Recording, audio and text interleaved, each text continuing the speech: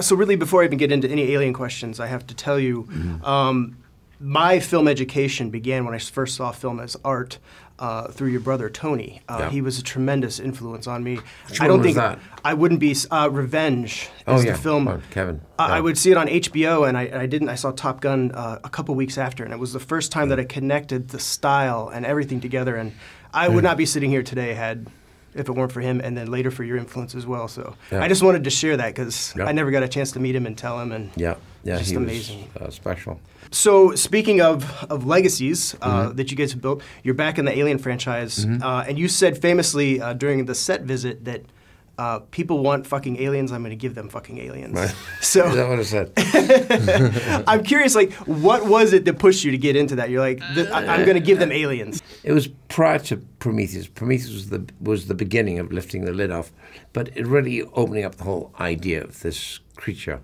Where did it come from? Who evolved it, and for what reason, to what purpose? Because no one had asked that question in the subsequent aliens of 2, 3, and 4. Right. So that was the plan, and we lifted off the lid, showed how combination of that black filth and DNA can adjust and go wild. And from that, then, you have the beginning of what would be the first hammerhead, really, which was the Deacon. Deacon was this big, long head. And that was the beginning of like a baby alien. So that left a lot of questions, deliberately, because then we were already planning this covenant to go again, and the evolution of that just got richer. It's getting richer all the time. Yeah. So I said we're going to get to Alien, first Alien, within about 2 more films. I don't know. I think it's getting richer and richer. So we're talking infinite number of films until you, I think until so. you get to that point. Well, Star Wars are doing it. Yeah, it's true. Hello. Yeah, well, I'm doing it. I'm going to do this now. That's clever. So, Michael, you're back as 2 characters now, David and Walter. David has become this complex, conflicted, fascinating character, and now basically a huge staple in the Alien franchise at this point after this film. What was it like for you to tackle the duality of those 2 characters who, one kind of represents the worst of us, and one that kind of represents the best of us in terms of the android from their creators? How did you tackle that? What was your perception in these 2 characters and their duality? Well, David, I had the sort of foundations in place from Prometheus. I kind of, knew who he was, what his potentials were. And then it was just about finding Walter and finding his voice and how I could present him. So, because David's so theatrical in this one, he's really sort of, out there. I wanted Walter to be very contained and to be neutral and almost like a sort of blank canvas, and allow the audience to project what they thought he was thinking or what he was going to do.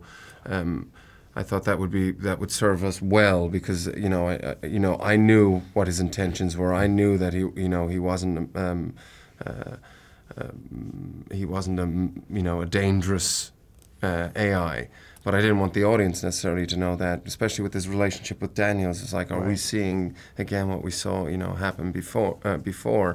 But it was very clear to me what he was all about. He doesn't have any of his own personal motivations like David. Almost heaven, West Virginia. Blue Ridge Mountains, Shenandoah. Country roads,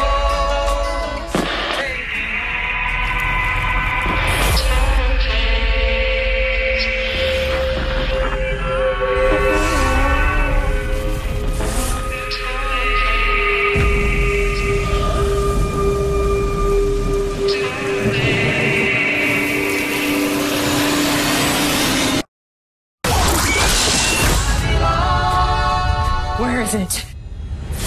Holy shit!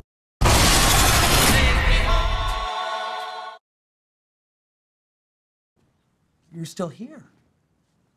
It's over. Go home. You expecting Sam Jackson show up with an eye patch and a saucy little leather number? Go.